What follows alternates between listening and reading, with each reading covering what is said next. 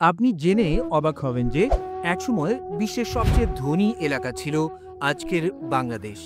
অবিশ্বাস্য হলেও সত্য, মোঘল আমলে পুরো পৃথিবীর মোট জিডিপির 12% আসত বাংলা থেকে। বিখ্যাত ফরাসি ভ্রমণকারী পিয়ের দা লাভালের বর্ণনা অনুযায়ী সে সময় বাংলায় উৎপাদিত ফসল পুরো মোঘল সাম্রাজ্যের চাহিদা পূরণ করত। তার মতে, বাংলায় যে প্রাচুর্য তিনি দেখেছিলেন, এত প্রাচুর্য পুরো উপমহাদেশ দূরে থাক সুদূর সুমাত্রা, জাভা দ্বীপেও দেখেননি তিনি। সে সময় বাংলা একই সাথে ছিল ফসল আর দাস ব্যবসার কেন্দ্রবিন্দু।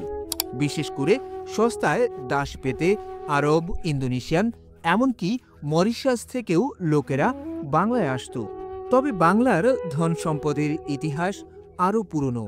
বিখ্যাত আরব পর্যটক ইবনে বতুতাও ১৩৪৬ সালে বাংলায় এসেছিলেন।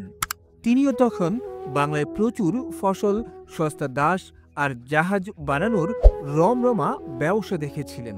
বতুতা নিজের জন্যও আশুরা নামের একজন সুন্দরী দাসী ক্রয় করেছিলেন। তবে এত ধন সম্পদের মাঝেও বাংলায় দারিদ্রতা ছিল সবসময়। আসলে বাংলায় সম্পদ থাকলেও তার মালিক ছিল জমিদার আর ব্যবসায়ীরা। কৃষকদের উৎপাদিত ফসলের সিংহভাগ চলে যেত রাজকোষাগারে। খাজনার জন্য চলত অত্যাচার। তাই সোনার বাংলার আসল অস্তিত্ব কোনো কালেই ছিল না দরিদ্র জনগণের জন্য।